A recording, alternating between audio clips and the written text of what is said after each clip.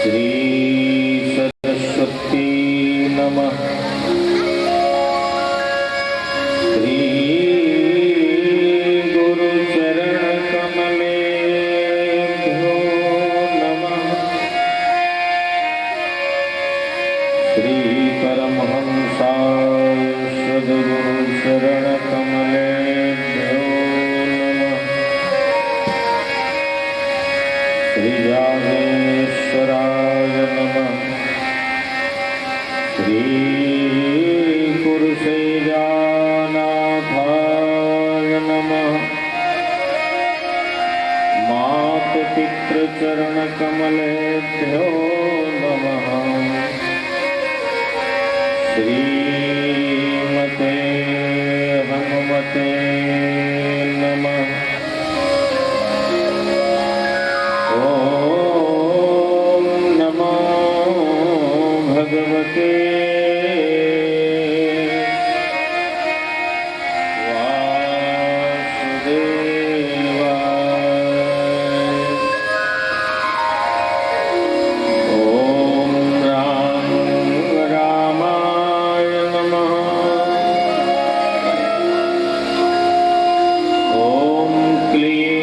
कृष्णाय गोपीजनवल्लभाय नमः।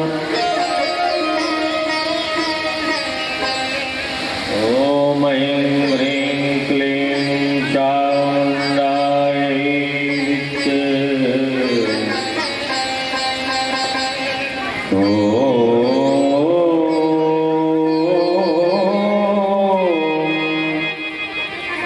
नमो भगवते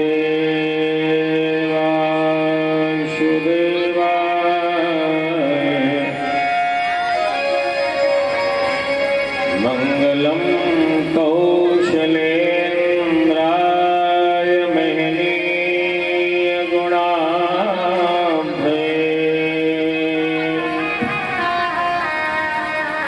चक्रवर्ती तनूजाय सार्वभौमाय मंगलम। मंगलम भगवान् शंभो मंगलम वृषभध्वजः। मंगलम पार्वतीनाथ मंगलाय तनोहरः।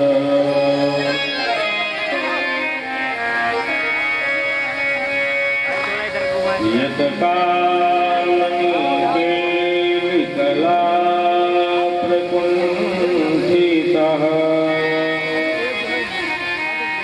कामोत्कामादिविमदो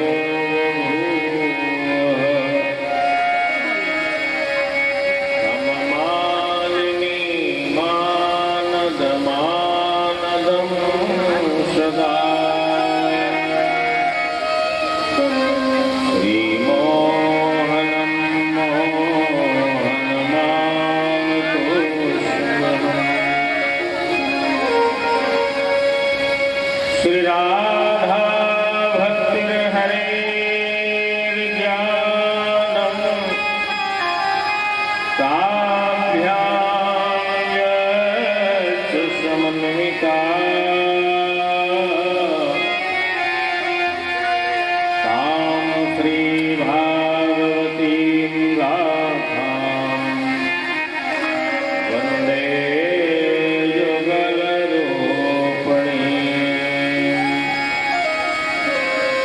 व्यासं व्यासकरं वन्दे मुनिं नारायणं स्वयं। यतः प्राप्तकृपालोका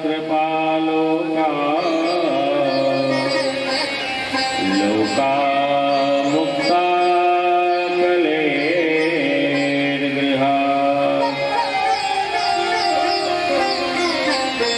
राधासाध्यं साधनं यस्य राधा। मंत्रो राधा मंत्रधात्री चरा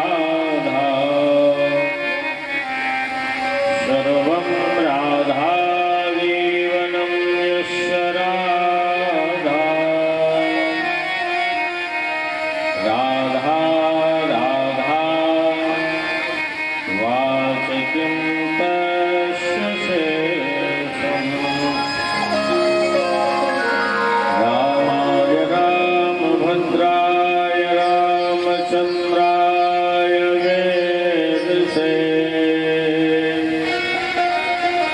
रघुनाथाय नाथाय सीताय पतये नमः। गंगातरंगरमणीय जटाकलापम्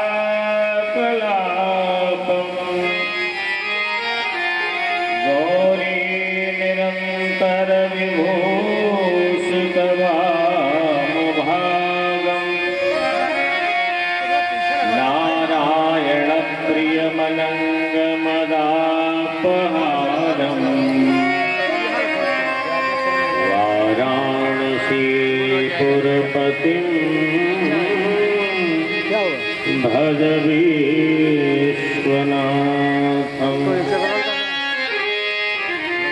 आञ्जनेयमतपाटलाननम् काञ्चनादिकमनीयविग्रहम्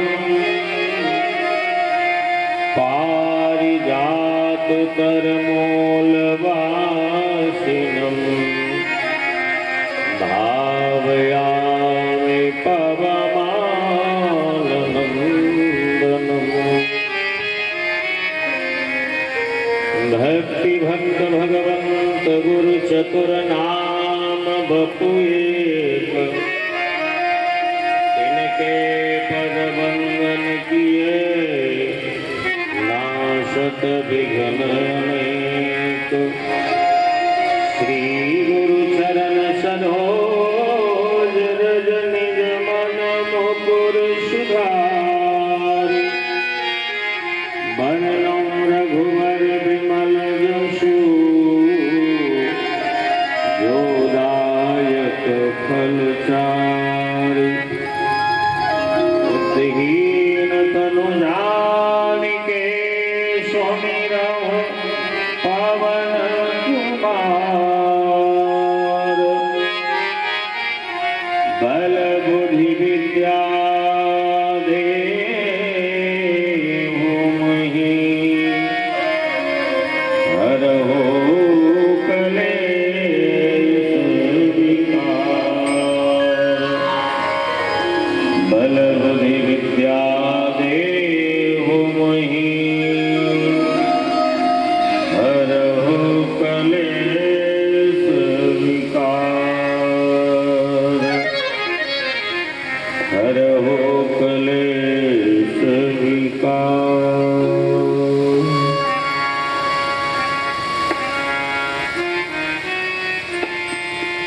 आइए भगवान की पावन कथा का शुभारंभ हो। इस पावन राजधानी लक्ष्मणपुरी लखनऊ में माँ गोमती गंगा का पावन सानिध्य, उनकी पावन छत्र छाया गोदी में बैठकर प्रथम दिवस में भगवान की कथा के पूर्व अनंत बलवंत संत श्री हनुमंत लाल जी महाराज का वंदन करते हुए हनुमान जी महाराज से प्रार्थना करें कि बाबा विराजो कथा में आसन में विराजमान होकर पूज्य गुरुदेव के ऊपर जैसी कृपा किया वैसी कृपा हम सब पर करो। उसी पवित्र भावना के साथ हनुमान जी का आवाहन वंदन।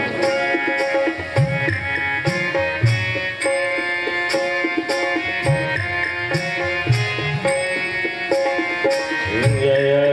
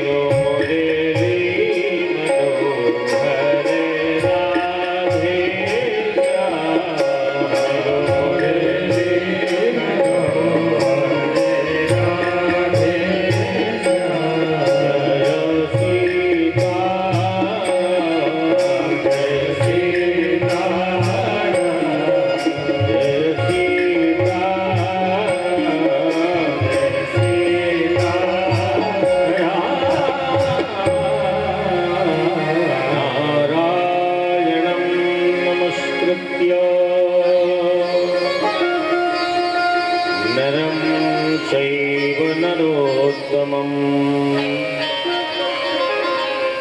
देवीं सरस्वतीं व्यासं ततो जयमुदीरयेत्। ॐ नमो भगवते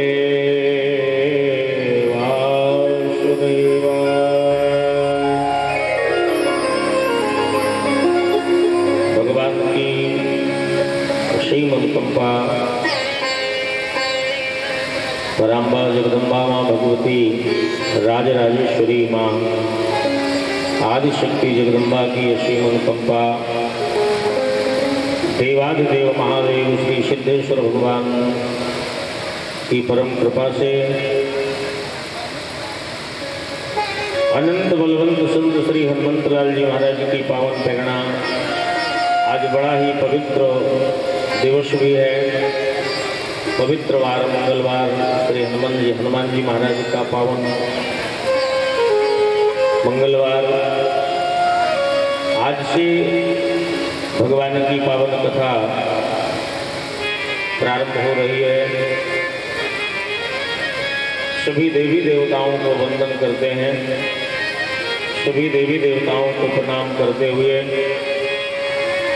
ग्राम क्षेत्र नगर के देवी देवता कुल देवता अपने कुल की देवी माँ इष्ट देवता स्थान देवता वास्तु देवता पितृ देवता सभी को वंदन। सभी के पावन आशीर्वाद से श्री सिद्धेश्वर महादेव जी की पावन कृपा से उनकी चरण शरण सन्निधि में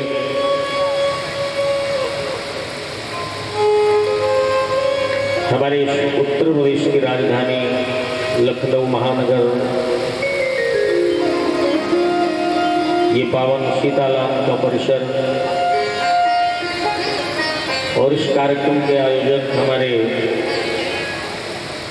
हमारी श्रद्धेय बहन श्रीमती दीपा जी जो एक बहुत अच्छी समाज सेविका हैं।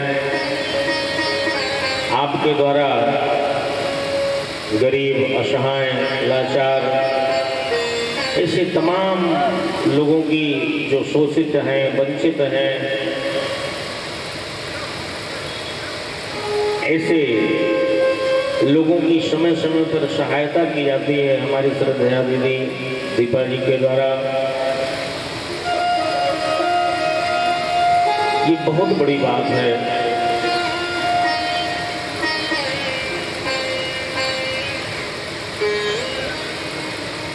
नर सेवा ही नारायण सेवा है। इन बेचारे जो ऐसे लोग हैं दुखित लोग हैं असहाय हैं बेचारे हैं जिनका कोई नहीं है, जो बेचारे बच्चे नहीं पढ़ सकते, मुझे ऐसा ज्ञात हुआ आप उन बच्चों के लिए निःशुल्क शिक्षा की व्यवस्था भी करती हैं। बहुत बहुत अभिनंदन करता हूँ वंदन करता हूँ बहन जी को। तो इस कार्यक्रम की आयोजिका आयोजनकर्ता कथा परीक्षित हमारी श्रद्धेया श्रीमती दीपा मिश्रा बहन जी, हमारे भैया श्रद्धेय श्री देवेंद्र मिश्रा जी और आप सब लोगों का सहयोग भी इसमें अपेक्षित है। हमारी श्रद्धेया बहन डॉक्टर महिमा सिंह जी वो भी विराजी हैं। आर्यशेष प्रांतीय आप अधिकारी हैं।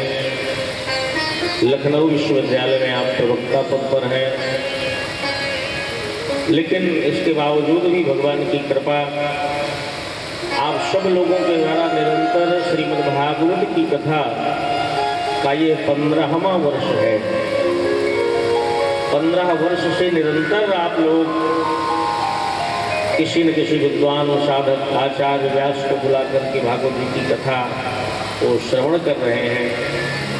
आप लोग श्रवण कर रहे हैं और सब नगरवासियों को भी श्रवण करा रहे हैं, ये बहुत बड़ी बात है। हमारे आदरणीय श्री जयकिरण सिंह जी, जो एक प्रतिष्ठित व्यवसायी हैं इस महानगर के और बहुत ही अच्छे समाज सेवी हैं, वो भी शायद विराजे हैं इस कथा में, श्री जयकिरण सिंह जी, उनको भी बहुत बहुत वंदन अभिनंदन।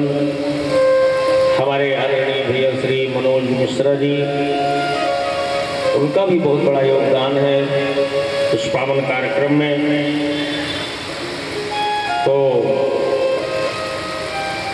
मैं सभी को वंदन करता हूँ, अभिनंदन करता हूँ, साधुवाद देता हूँ कि आप सब लोगों के द्वारा अथक परिश्रम प्रयास से श्रीमद्भागवत निरंतर इस भागवत की रस धारा बह रही है। भगवान की कृपा है आपके ऊपर। ये मत समझना कि हम पैसे रुपए वाले हैं तो हम भागवत की कथा करा लेते हैं, नाना, कभी ऐसा अज्ञान अपने अंदर मत लाइएगा। तमाम लोग महीनों से सालों से आयोजन बनाते हैं, व्यवस्था करते हैं और भागवत की कथा नहीं सुन पाते। कोई न कोई समस्या आ जाती है, कोई न कोई परिस्थिति आ जाती है, ऐसे ऐसे व्यवधान, ऐसे ऐसे विघ्न आ जाते हैं साहब। वो तो वो जानता है ना जो मुख्य आयोजक होता है, जो कथा कराता है, कथा की व्यवस्था करता है, उसको एक पैर के बल खड़ा रहना पड़ता है।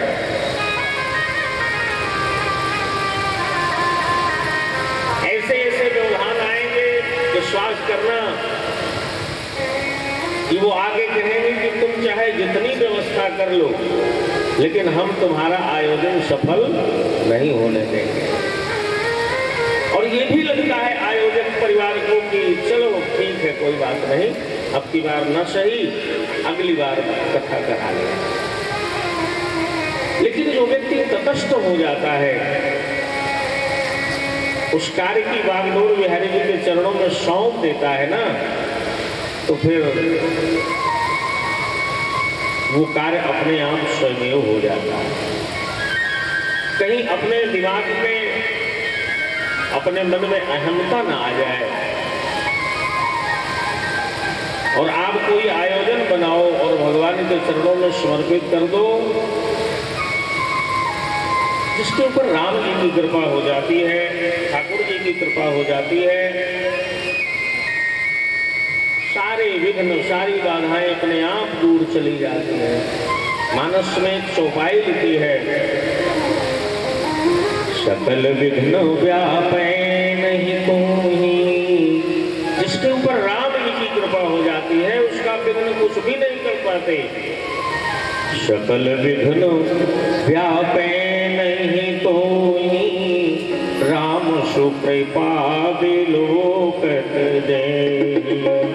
सकल विघ्न व्यापै नहीं कोई, राम सुकृपा विलोकत देहि।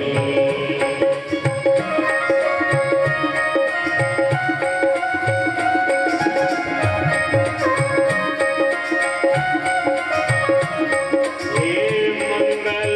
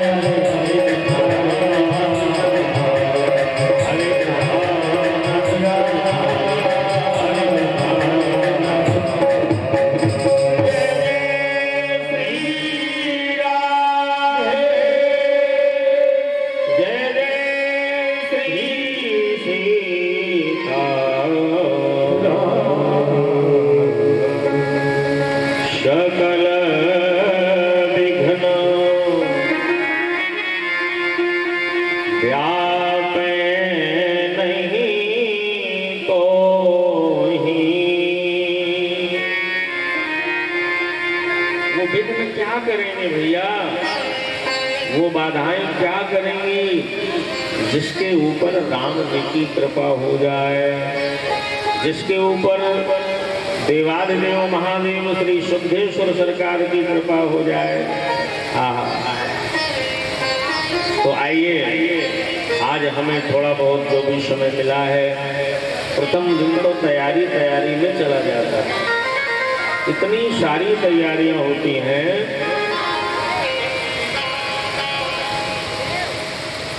हम लोगों ने पहले समय में शोभा यात्रा किया। हमारी श्रद्धेया माताएं, बहनें, भाई लोग अपने सिर पर कलश रख करके, हमारे आदरणीय मिश्रा जी, हमारी श्रद्धेया दीपा दीदी जी भागवत लेकर के सबके साथ मंदिरों में जा करके सभी देवी देवताओं को वंदन किया, अभिनंदन किया, सबको आमंत्रण दिया कि आप भी पधारो, आप भी पधारो। बस यही बन जाए हमारे जीवन में, हमारे जीवन का एक क्रम बन जाए, हमारा मंगलाचरण बन जाए। तो फिर आप हम चाहे जो भी कार्य करें, उस कार्य की जिम्मेदारी भगवान की हो जाती है, परमात्मा की हो जाती है। भगवान की शोभा यात्रा, भागवत जी की पोथी यात्रा में हम ज्यादा न समय दे सके तो 2 कदम चल लें, बस 2 कदम, केवल 2 कदम। कितनी विकराल धूप थी, तपन थी, लू थी, पर धन्य है हमारी बहनें।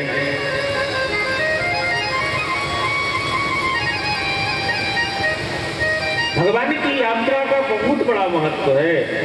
चाहे वो भागवत जी की यात्रा हो, चाहे श्री राम नवमी में राम जी की यात्रा हो, चाहे महाशिवरात्रि में भोले बाबा की यात्रा हो, चाहे श्री कृष्ण जन्माष्टमी में हमारे मुरली मनोहर सरकार की यात्रा हो, चाहे नवरात्रि में हमारी भगवती दुर्गा मैया की यात्रा हो। ज्यादा ना आप समय दे सको तो 2 कदम चल लो, बस और जहां से यात्रा निकल रही हो केवल खड़े होकर के और उस यात्रा का सम्मान कर दो साहब, आपको पूरी यात्रा का फल मिल जाएगा। ये हमारे धर्म शास्त्रों में ऐसा लिखा है। शोभा यात्रा की, बोधि यात्रा की, कलश यात्रा की बहुत बहुत महिमा है।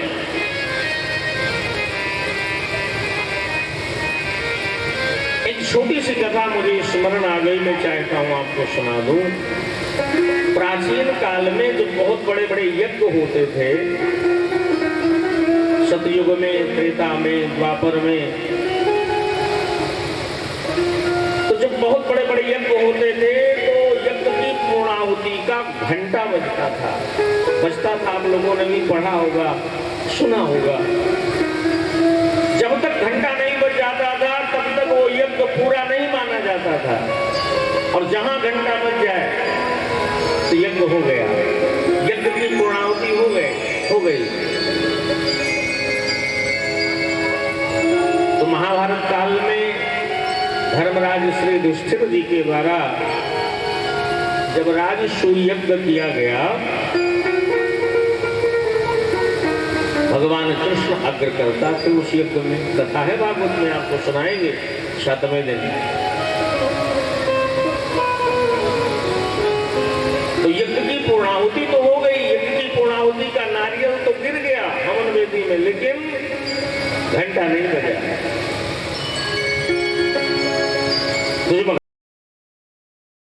दूरी पर 10-15 मील की दूरी पर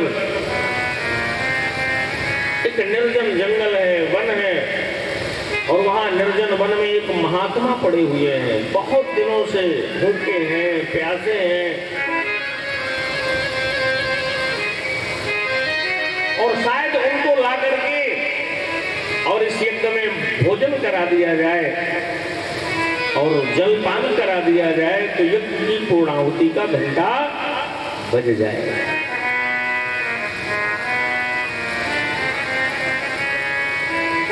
अर्जुन ने कहा, महाराज ये कौन सी बड़ी बात है, मैं जाता हूँ। अभी रथ में बैठा, अपनी सेना को साथ में लिया और जाकर के महात्मा को रथ में बैठा के लाता हूँ और जलपान कराता हूँ, भोजन कराता हूँ। और विश्वास करना, गांडीवधारी भैया अर्जुन बहुत सी सेना को लिया और रथ में बैठ करके उसी सुनसान जंगल में, वीरान जंगल में पहुंच गए, जिस निर्जन वन में वो महात्मा बहुत दिनों से पड़े हैं, भूखे भी हैं, प्यासे हैं। तो भैया अर्जुन ने जाकर के महात्मा को प्रणाम किया और प्रणाम करके कहा कि प्रभु,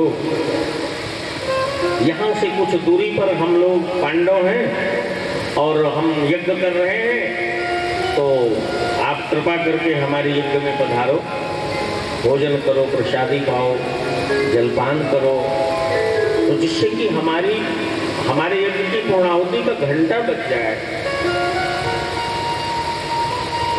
तो महात्मा ने क्या कहा पता है आपको? महात्मा ने कहा कि भैया मैं उसी के घर में जाकर के जलपान करता हूँ, मैं उसी के घर में जाकर के प्रसादी पाता हूँ, भोजन ग्रहण करता हूँ, जो व्यक्ति मुझे 100 यज्ञों का जो फल होता है, समझिएगा, 100 यज्ञों का जो फल मुझे पहले दे देता है, मैं उसके साथ जाकर के भोजन कर लेता हूँ। 100 यज्ञों का फल। भैया अर्जुन ने कहा कि महाराज एक यज्ञ पूरा नहीं हो पा रहा और आप 100 यज्ञों की बात कर रहे हो, एक यज्ञ की पूर्णाहुति का घंटा नहीं बज पा रहा। तो महात्मा ने कहा कि तो फिर मैं कैसे जाऊंगा? निराश हो गए, लौट आए। और जब लौट आए तो भगवान कृष्ण ने कहा कि अर्जुन ले आए महात्मा को। बोले नहीं ला सका। अरे तुम तो लेने गए थे, फिर कैसे यज्ञ पूरा होगा? यज्ञ का घंटा कैसे बजेगा? तो उसी जगह पर भगवान की मुंह बोली बहन कौन? हमारी माँ द्रौपदी बैठी हैं। द्रौपदी खड़ी हुई और द्रौपदी ने कहा कि हे प्रभु द्वारिकाधीश, मैं जाती हूँ और मैं जाकर के जंगल से महात्मा को लेके आती हूँ। भगवान मुस्कुराए, भगवान हंसे। भगवान ने कहा हाँ वो तो ठीक है, जा तू लेकर के आ जा। अर्जुन ने कहा तो ऐसा करना द्रौपदी कि रथ में बैठ जा, सेना ले ले, साथ में हाथी ले ले, घोड़ा ले ले और फिर सेना के साथ जा करके। द्रौपदी ने कहा न मुझे सेना चाहिए, न हाथी घोड़ा, न रथी, न पैदल, कुछ भी नहीं, मैं अकेले जाऊंगी, बिना रथ के जाऊंगी, इन पैरों के बल पर जाऊंगी और मेरा विश्वास कहता है कि मेरे साथ महात्मा आ जाए। तो ध्यान देके सुनिएगा। अब मां द्रौपदी नंगे पैरों में कोई पदत्राण भी नहीं है, उपानन भी नहीं है और उसी सुनसान जंगल में पहुंच गई। संत लेटे थे, संत के चरणों में प्रणाम किया और कहा महाराज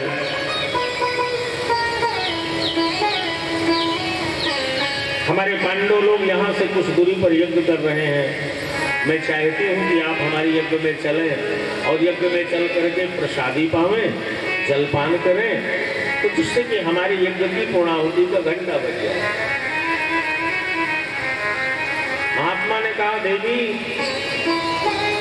जो 100 यज्ञों का फल मुझे दे देता है, मैं उसी के साथ जाकर के भोजन करता हूँ, जलपान करता हूँ, प्रसादी पाता हूँ।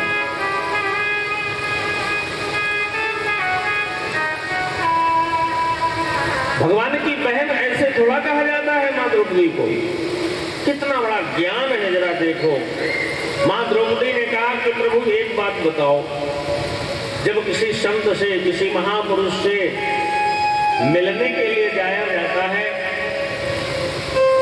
तो हमारे धर्म शास्त्रों में ऐसा लिखा है, आप लोगों ने सुना होगा, संत मिलन को जाइए, ये दोहा सबको आता है, संत मिलन को जाइए तजी माया अभिमान।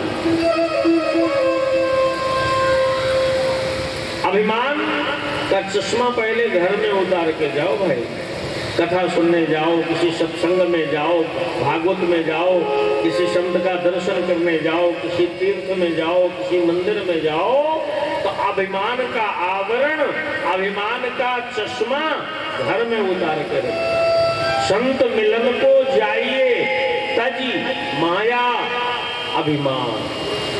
फिर आगे क्या लिखा है?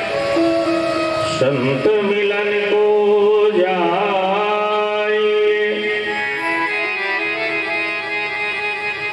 तजी माया अभिमान।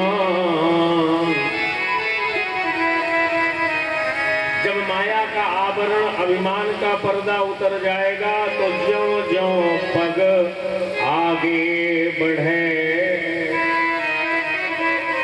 तो कोटिन यज्ञ समान। ज्यों-ज्यों पग आगे बढ़े तो जानते हो क्या मिलेगा?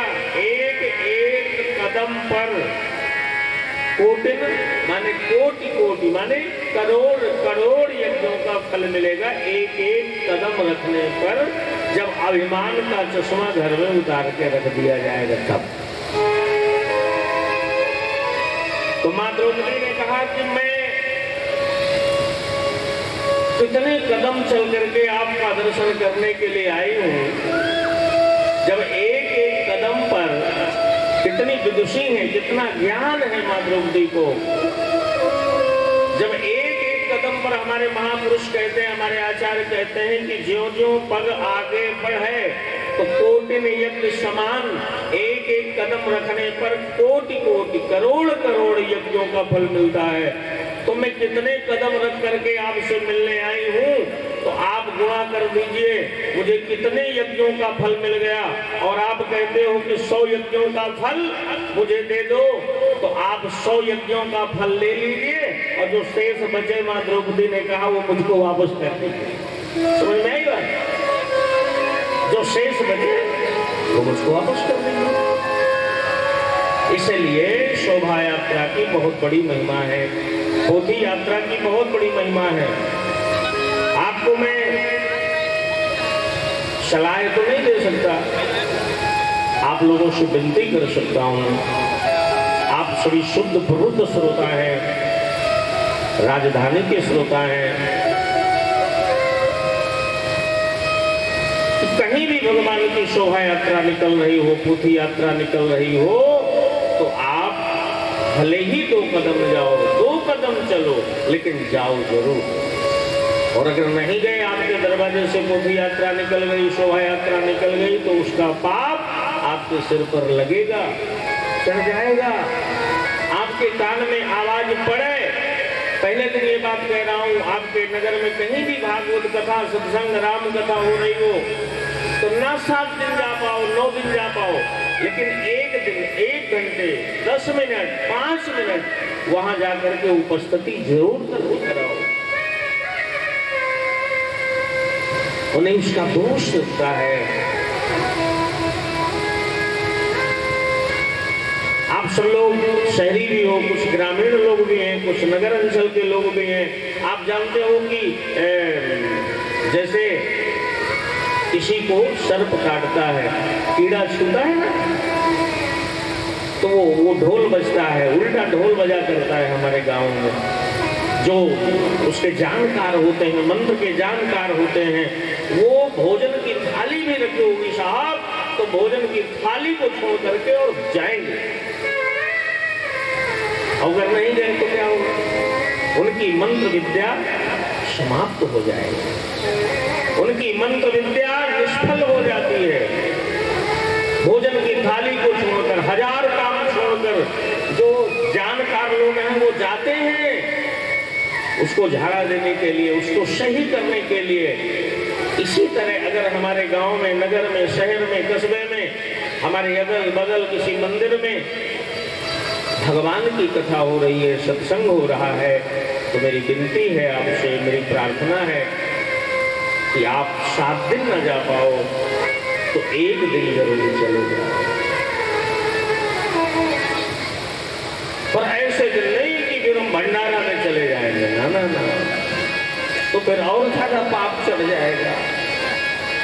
तमाम लोग कहते हैं कि चलो 7 दिन न जा पाएंगे तो 7वें दिन चले जाएंगे तो पूरी कथा का फल मिल जाएगा। तो बच्चे याद दिलाते हैं कि पिताजी आज 7वां दिन है, आप कथा में नहीं गए। अरे वो तो बेटा भूल गए, कोई बात नहीं, कल भंडारा है तो भंडारा में चले जाएंगे, है ना। भंडारा में तो अपने आप भीड़ हो जाती है साहब। हमारे मिश्रा जी ने, हमारी दीपा दीदी ने इतने होल्डिंग फ्लैग्स वगैरह लगवाए, इतना प्रचार प्रसार, और मुझे विश्वास है कि आप सब लोग आवेंगे, जहाँ जहाँ तक ये आवाज़ जाएगी। और अब सब पुराने श्रोता हैं, आप भगवान की कथा में जरूर आवें, पधारें। आज बड़े दुख के साथ यही कहना पड़ रहा है मेरे भाई बहन कि आज हमारे अगल बगल कोई मंदिर है, कोई शिवाला है, तो आज हम 10 हिंदू, 10 सनातनी शाम की आरती में नहीं इकट्ठा हो पा रहे। ये दुख है। 5-7 लोग भी नहीं कि कोई शंख बजा दे, कोई झालर बजा दे, कोई घंटी बजा दे साहब। तो इसके देखते हुए आजकल इलेक्ट्रिक वाद्य की व्यवस्था हो गई। आरती शुरू हुई तो बटन दबाई तो वो शुरू हो गया ना। हम बगल अगल कोई मंदिर है, हमारे सिद्धेश्वर महादेव विराजे हैं हमारे बिल्कुल बगल में। कितने अथक परिश्रम और प्रयास के द्वारा हमारी श्रद्धेया दीदी ने, हमारे मिश्रा जी ने, हमारे भैया मनोज जी, हमारी श्रद्धेया बहन डॉक्टर महिमा जी और आप सब लोगों के सहयोग से आपके कॉलोनी में बहुत सुंदर पवित्र मंदिर है। सुबह शाम आरती हो तो आप 10-5 लोग जाओ, पहुँचो, आरती में जाकर के सम्मिलित हो। इससे हमारी संतति, हमारे संतान के ऊपर भी इसका प्रभाव जाएगा, हमारी संतानों का भी भविष्य बनेगा, सुधरेगा, ये विनती मैं कर रहा हूं आपसे।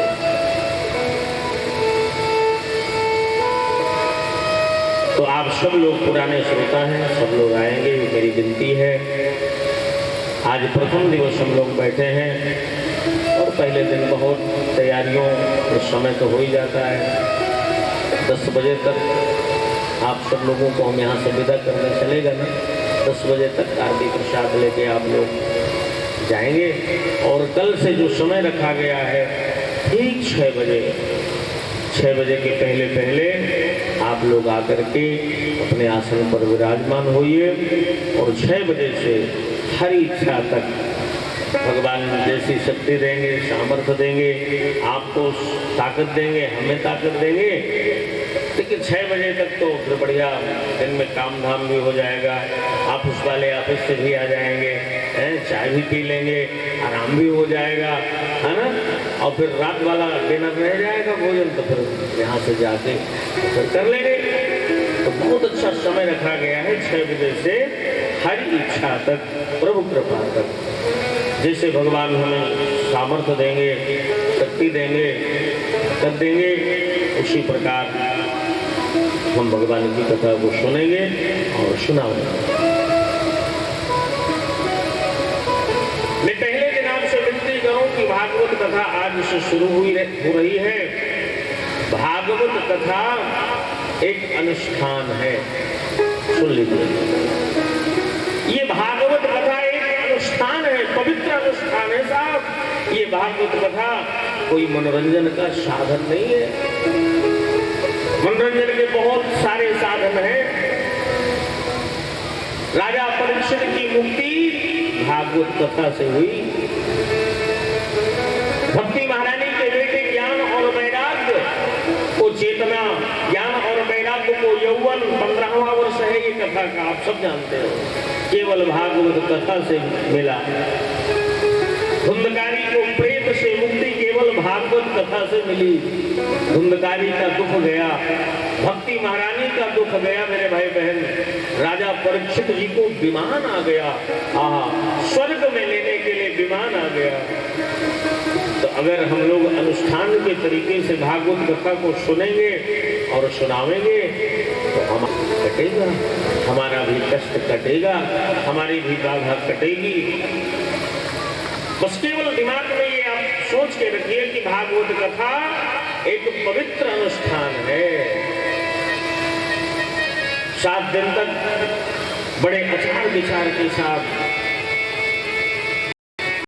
पवित्रता के साथ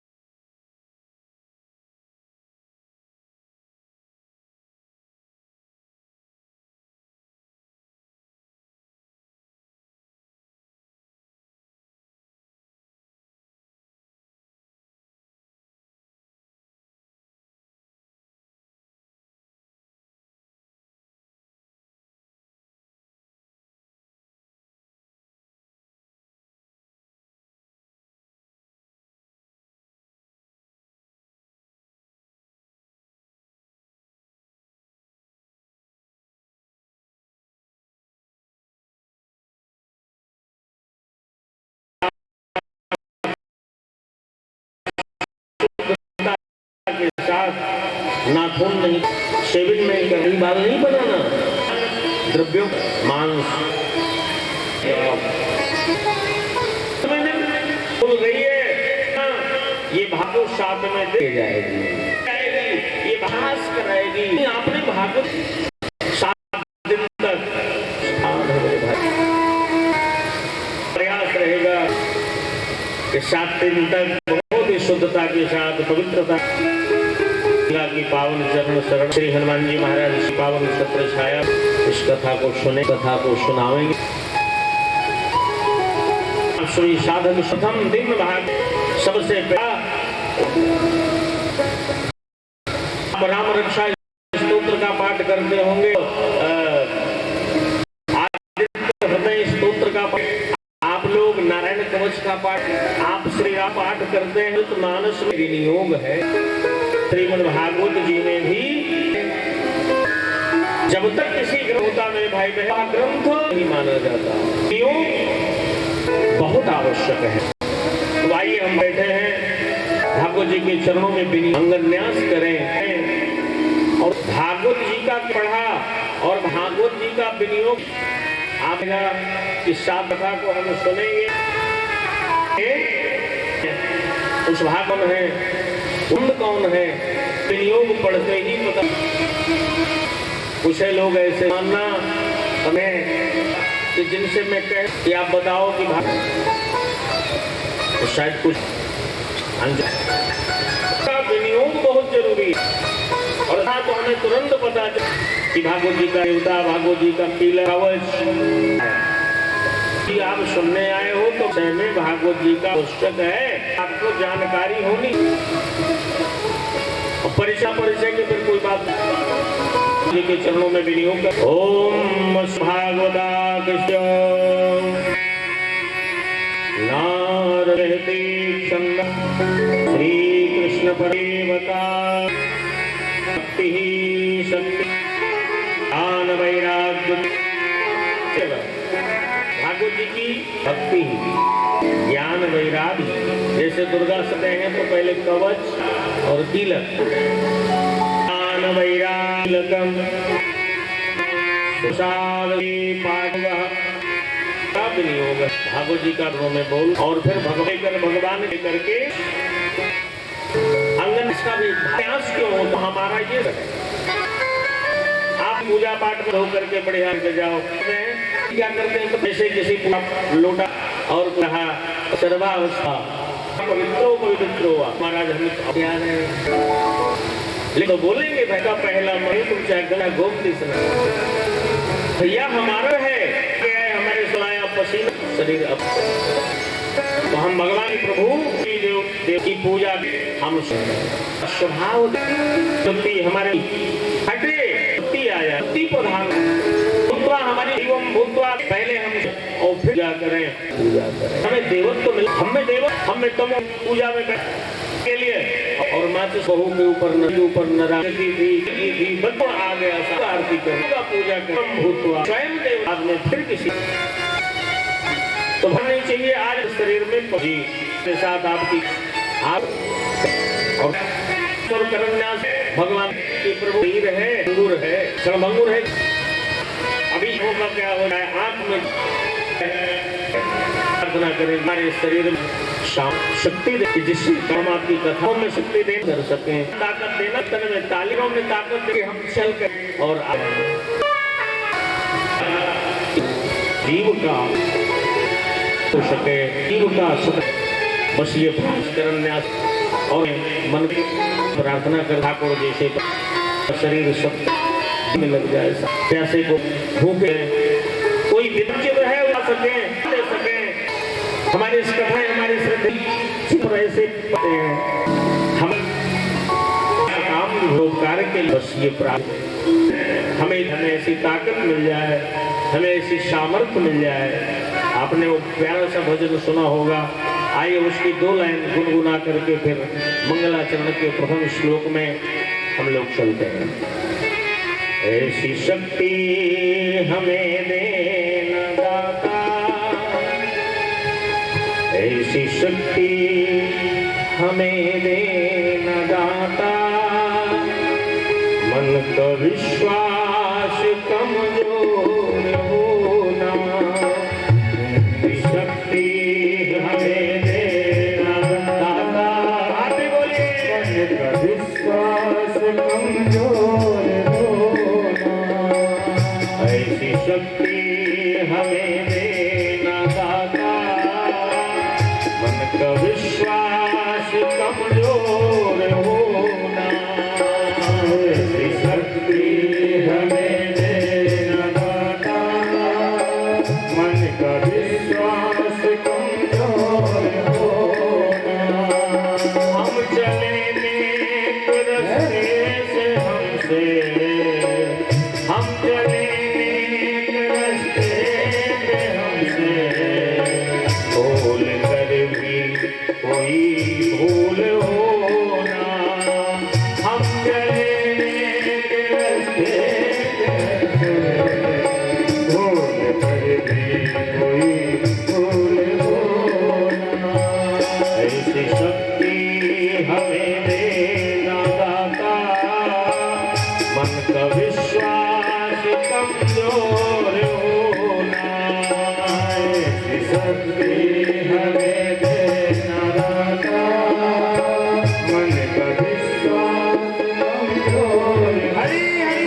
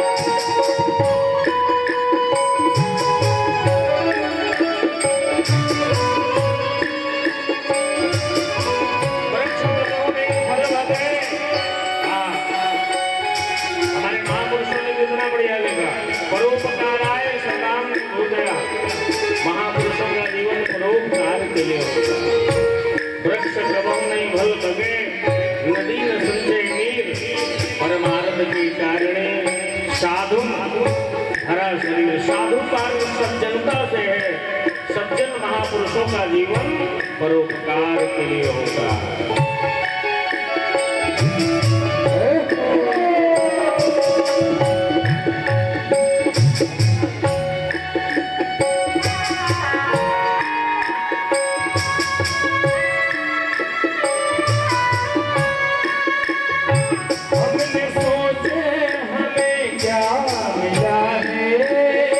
हम ये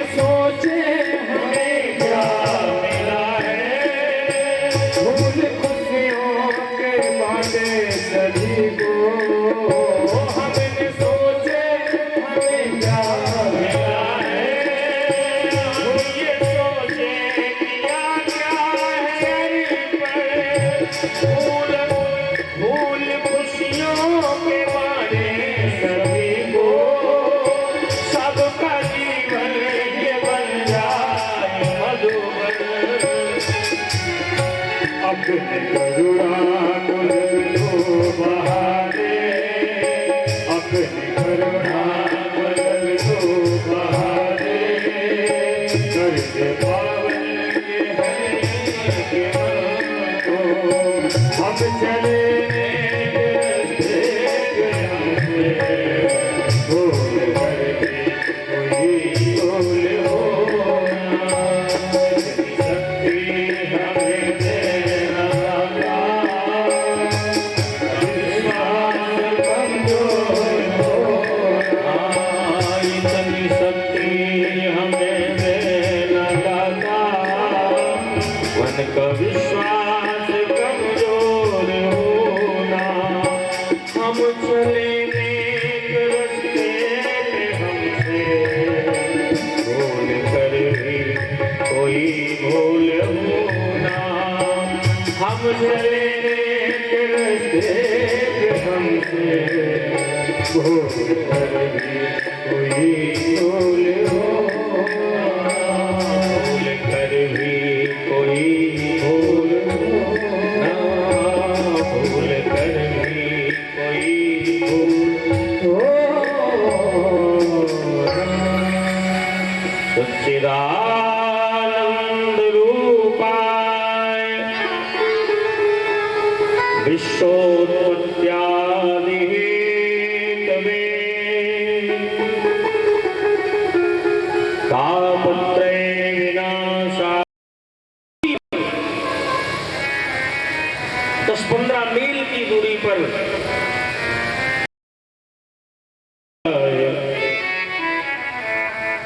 श्री कृष्णाय वयं नमः।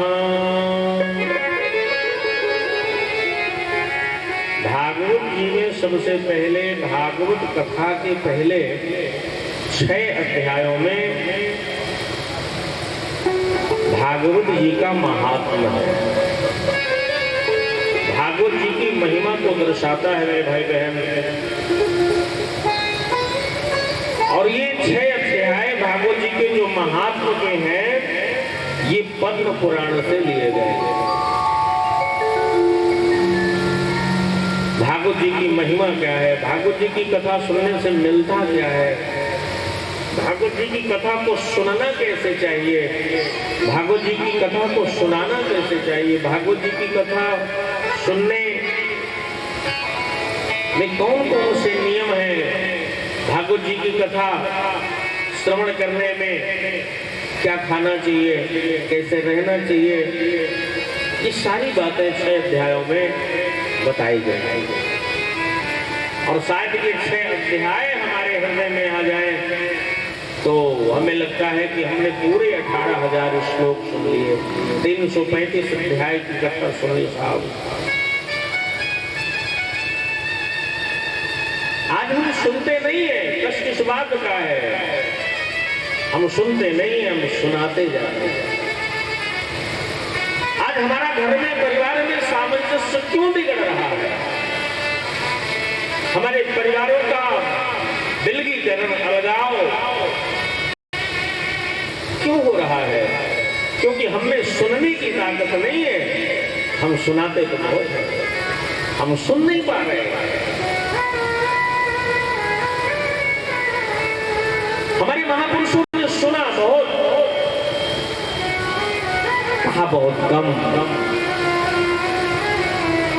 सुनने के लिए बहुत कुछ लिखा है। वैसे तो हमारी श्रुतियां कहती हैं बहुभाषणम न श्रद्धाति लोका। अरे भाई ज्यादा बोलोगे ना तो सामने वाला कहेगा पागल है ये। समाज की जो श्रद्धा है ना वो आपके ऊपर से चली जाएगी, कहेंगे ये तो दिन भर बोलता है, ये तो बिना सेल का बाजा है लोग का। सुनने के लिए बहुत लिखा है, हम सुनने की आदत डालें साहब। अरे हमारा जीवन हो गया बड़बड़ाते बड़बड़ाते, सुनाते सुनाते हम सुने। आज बेटा बाप की सुन नहीं रहा, अपनी सुना रहा है। सास की बात को बहू नहीं सुन रही, वो बहू अपनी बात बता रही है। भाई भाई की बात को नहीं सुन रहा, पति पत्नी की बात को नहीं सुन रहा, बस केवल सब लोग अपने अपने सुनाने में लगे।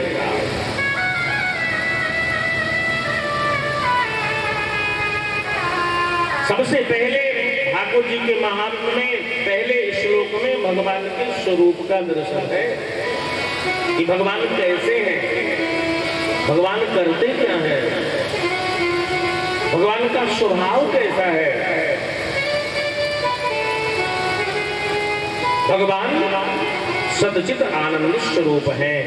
भगवान का इसीलिए कहा गया है एक नाम सच्चिदानंद रूपाय विश्वोत्पत्त्यादि हेतवे। सच्चिदानंद का अर्थ होता है जो सत्य स्वरूप है, जो प्रकाश स्वरूप है। अगर गोस्वामी जी की भाषा में देखा जाए, सब कर परम प्रकाशक जोई, राम अनादि अवधपति सोई। जो सत्य स्वरूप है, जो प्रकाश स्वरूप है, जो ज्ञान स्वरूप है, एक ज्ञान अखंड, एक सीतावर, जिसके लिए वेदों ने कहा नेति नेति। अरे हम तुम्हारी क्या स्तुति करें, वेदों ने कहा, मूर्तिमान वेदों ने कह दिया नेति नेति। हम हार गए, हम थक गए। वो परमात्मा सत्य स्वरूप है, प्रकाश स्वरूप है, ज्ञान स्वरूप है, चेत स्वरूप है। अच्छा करते क्या है प्रभु? विश्वोत्पत्त्यादि हेतवे। विश्व माने दुनिया को भगवान पहले बनाते हैं। उत्पत्ति किया भगवान ने, हमको आपको बनाया और फिर हमारा पालन किया। विश्वोत्पत्त्यादि, हमारा पालन कौन करता है? भगवान। और फिर पालन किया, पहले जन्म दिया, फिर बनाया, पालन किया, और फिर इसके बाद फिर ये जो बिंदु उस सिंधु रूपी परमात्मा से पृथक हुआ, ये बिंदु है ना, ईश्वर अंश जीव अविनाशी। तो यह बिंदु परमात्मा से, परमात्मा क्या है? सिंधु है, जो आनंद सिंधु सुख राशि। उस सिंधु से, उस समुद्र से विलग हुआ ये बिंदु, ये जीव, और यह बिंदु पुनः जाकर के उसी सिंधु में विलीन हो गया। तो इस बिंदु का अस्तित्व समाप्त हो गया। विश्वोत्पत्त्यादि हेतवे। भगवान ने खिलौना बनाया है हमें आपको। जैसे कोई बालक होता है ना, हम लोग पहले गांवों में देखते थे, देखते नहीं थे, खेलते थे, मिट्टी के खिलौना से खेलते थे। अब तो मोबाइल का खिलौना आ गया बच्चों के लिए। हम लोग मिट्टी के खिलौने से खेलने वाले लोग। कोई गांव का बालक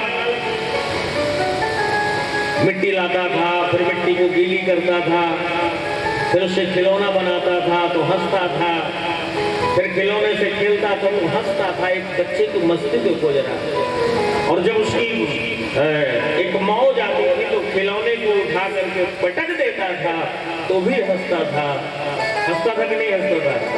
और शायद इसके द्वारा बनाए हुए खिलौने को आपने तोड़ दिया तो फिर वो हंसता नहीं था, वो रूठ जाता था, क्योंकि खिलौना उसने बनाया है ना। तो खिलौने को तोड़ने का अधिकार उसी का है। ये खिलौना उसने बनाया है ना, तो इस खिलौने को तोड़ने का अधिकार किसको है? हमें ना। कभी गलती न करना।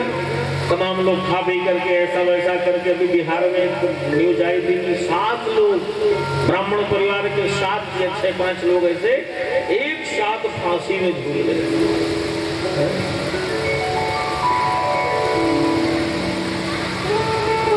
खिलौना उस मालिक ने बनाया है साहब, तो उस खिलौने को मिटाने का अधिकार भी उसी। अगर हमने कुछ ऐसा वैसा गलत सलत किया ना, तो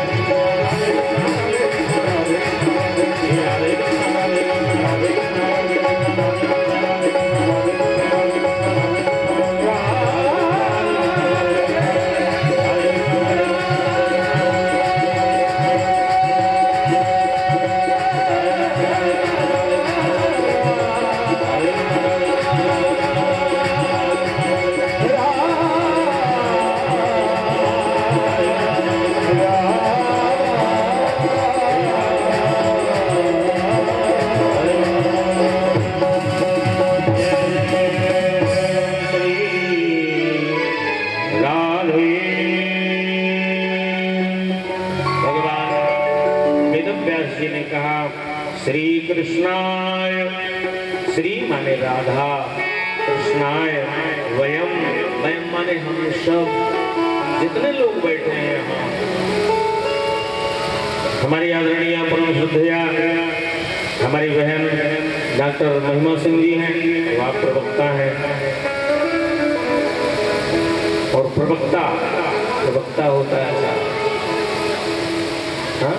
वयम, अहम, आवाम, वयम।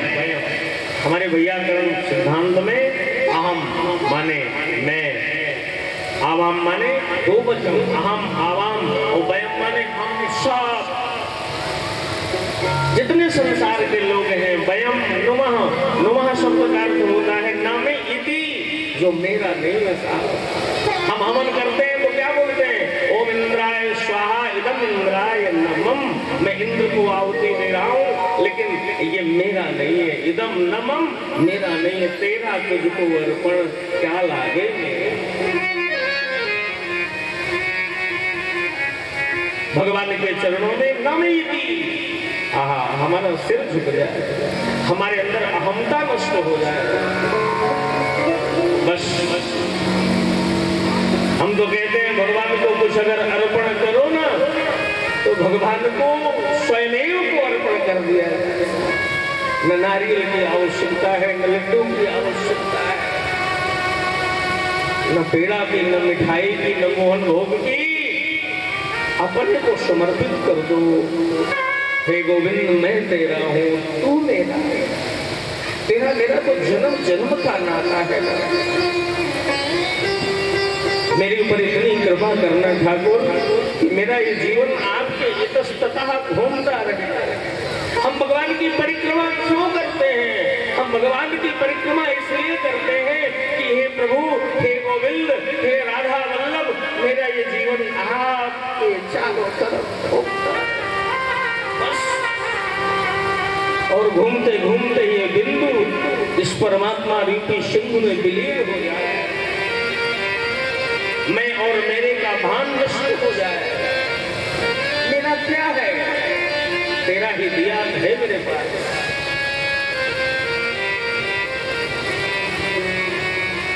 श्री कृष्णाय वयम नुमः।